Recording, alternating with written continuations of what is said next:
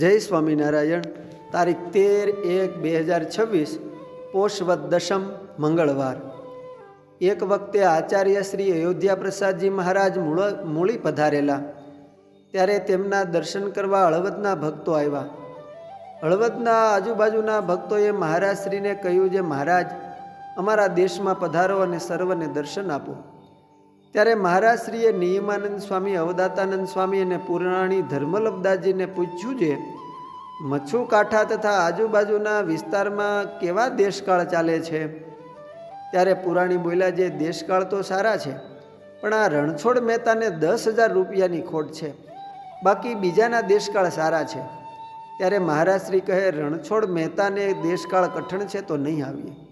ત્યારે રણછોડ મહેતા બોલ્યા, જે મહારાજ એક તો ખોટ તો થઈ છે, પણ આપ ન પધારો તો બીજી ખોટ થાય। દેશકાળ કઠણ છે, પણ આપ પધારશો તો બધા દેશકાળ સારા થશે। એમ કહી રણછોડ મહેતા તો માથેથી પાઘડી ઉતારીને બેઠાને કહ્યું, જે મારા મહારાજ 10,000 ભરશે તો 2,000 વધુ ભરશે, માટે આપ પધારો।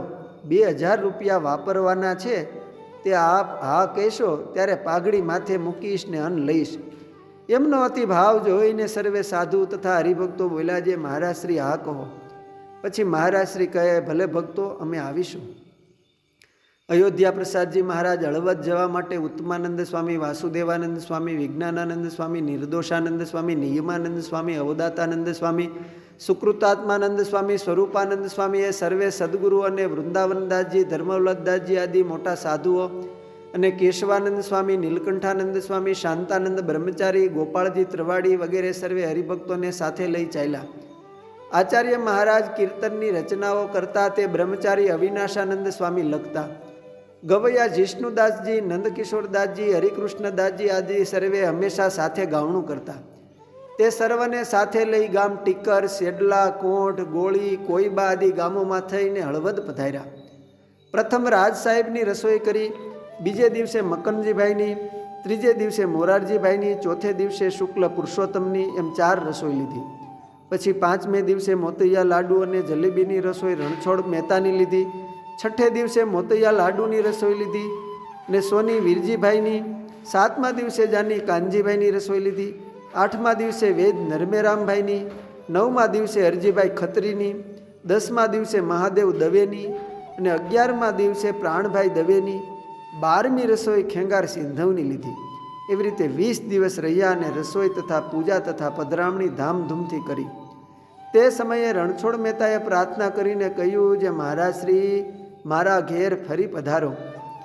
ત્યારે અયોધ્યા પ્રસાદજી મહારાજ કહે કે, રણછોડ ભગત, તમે રસોઈ દીધી તે ઘણું છે। પોતાના 2 દીકરા દેવચંદ અને માધવજીને સાથે લઈ ઉત્તમાનંદ સ્વામી અને નિર્દોષાનંદ સ્વામી પાસે આવી રણછોડ મહેતાએ કહ્યું, જે સ્વામી, આચાર્ય મહારાજને કહો કે મારે ઘેર આવે, જો એ નહીં આવે ત્યાં સુધી અન્ન ખાવું નથી। ત્યારે સંતોએ મહારાજશ્રીને કહ્યું। મહારાજશ્રીએ એના પ્રેમને જોઈને હા પાડી। પછી રણછોડ મહેતાએ કહ્યું કે હાથી ઉપર બેસીને મારે ઘેર પધારો। ત્યાર પછી હાથી મંગાવ્યો ને તેના ઉપર મહારાજશ્રી વિરાજમાન થયા અને તેમને ઘેર પધાર્યા। કેસર, ચંદન, ચર્ચી પૂજા કરી, નાના પ્રકારના પુષ્પના હાર, ગજરા અને બાજુબંધ ધારણ કરાવ્યા। સોનાની કિનખાબની ડગલી પહેરાવી, માથે પાગ બંધાવી, સોનેરી શેલું ઓઢાડ્યું, 500 રૂપિયાનો દોરો પહેરાવ્યો, હાથમાં કડા અને 500 રૂપિયા રોકડા આપ્યા। સાધુ બ્રહ્મચારી અને પાર્ષદની ચંદન પુષ્પથી પૂજા કરી, ધોતિયા ઓઢાડ્યા, સાધુ પાસે કીર્તન ગૌરાવ્યા। આમ અતિશય સેવા રણછોડ ભગતે કરી અને મહારાજશ્રીનો રાજીપો મેળવ્યો। જ્યારે સંધ્યા આરતીનો વખત થયો એટલે આરતી કરી, ધૂન પણ એમના ઘરે કરી। અયોધ્યા પ્રસાદજી મહારાજ મંદિરમાં પધાર્યા પછી વહુજી મહારાજને પોતાને ઘેર પધરાવ્યા અને રૂપિયા 500 મૂકી પૂજા કરી। એવી રીતે 2,000 રૂપિયાની ભેટ કરી। ગામના કેટલાક લોકો બોલ્યા, જે રણછોડભાઈ તો ગાંડા થઈ ગયા છે, તે 10,000ની ખોટ ગઈ છે, તે કોઈને 1 પૈસો આપવાની શક્તિ નથી અને આ 2,000ની પધરામણી કરી છોકરાને ભીખ માગતા કર્યા।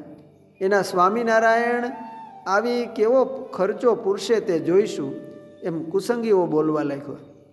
હળવદ આખું હિલોરે ચડ્યું। કોઈ એવું પણ કહેતા કે આ તો બધું ઠીક, પણ રણછોડે આ ખરાબ દેશકાળમાં મહારાજશ્રીની સેવા કરી તે બહુ મોટું કામ કર્યું। એવી રીતે જેને જેમ ફાવે તેમ બોલવા લાગ્યા। એટલામાં બન્યું એવું કે રણછોડ ભગતે મુંબઈમાં રૂના ધોકડાઓ એટલે કે ગાંસડીઓ મોકલેલા હતા. તેનો ભાવ એકદમ ખૂબ વધ્યો. તે રૂના વેચાણમાં નાણાં ઘણા આવ્યા. ટપાલથી ખબર પડી જે ખોટ તો મટી ગઈ છે અને તેના ઉપર 30,000નો વધારો થયો છે. માણસે સત્કાર્ય કર્યું હોય તે ખાલી નથી જતું.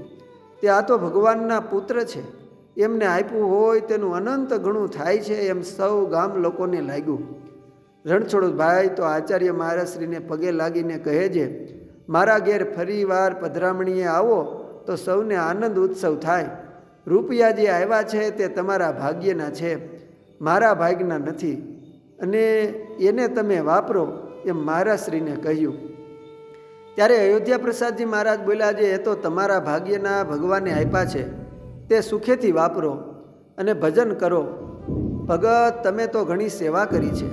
પછી ફરીવાર પધરામણી કરાવી ત્યારે 100 રૂપિયા મૂક્યા.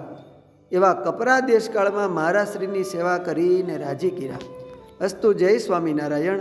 આચાર્ય શ્રી અયોધ્યા પ્રસાદજી મહારાજના જીવન પ્રસંગોમાંથી